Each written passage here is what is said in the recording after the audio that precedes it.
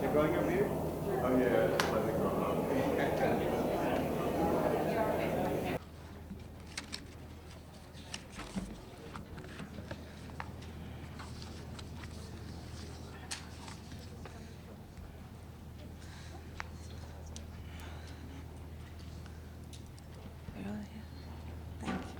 Good morning.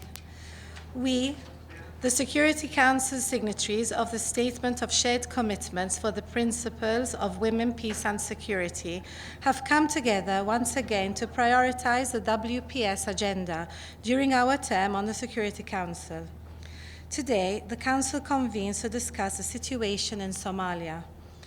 The continued attacks by Al-Shabaab and other armed groups against the backdrop of a dire humanitarian situation, a challenging political process, and the ongoing drought has exacerbated protection risks and pre-existing inequities, especially among Somalia's displaced population, of whom 80% are women and children.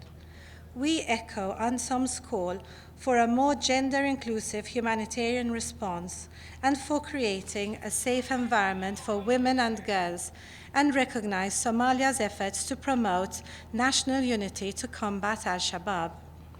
The climate crisis is precipitating an increase in sexual and gender-based violence in areas of displacement.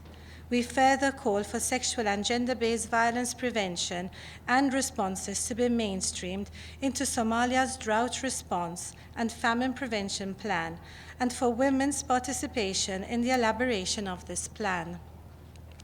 We are deeply alarmed by the shocking increases in sexual and gender-based violence in Somalia. It is critical for the federal government of Somalia to investigate and prosecute all perpetrators of sexual and gender-based violence without delay, based on a survivor-centered approach. All parties must respect international humanitarian law and international human rights law, and all perpetrators must be held accountable. We recognize that political accountability and gender-inclusive governance can be achieved only when women are included in formal decision-making forums. Exclusionary political processes threaten lasting peace, stability, gender equality, and recovery in Somalia. Despite commitments to the 30% quota, women's representation remains low. We encourage the full, equal, and meaningful participation and representation of women and efforts toward gender equality of women in the electoral, legislative, judicial, and economic spheres, and in the National Consultative Council discussions and constitutional review process. Women in political positions continue to face intimidation, harassment, and violence.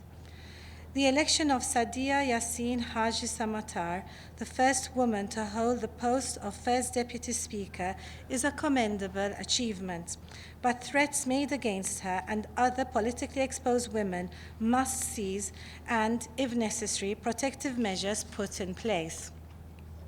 Safeguarding, promoting, and increasing women's political participation must remain a critical priority. We welcome the launch of the Somalia Action Plan to implement the Somali Women's Charter and the National Action Plan on Security Council Resolution 1325 and support its full implementation. We also welcome the adoption of the Ministry of Defence's Human Rights Policy, which urges full compliance to the Somali National Army troops to prevent all forms of sexual violence, and initiatives undertaken by the government of Somalia and the UN as part of the 16 days of activism against gender-based violence.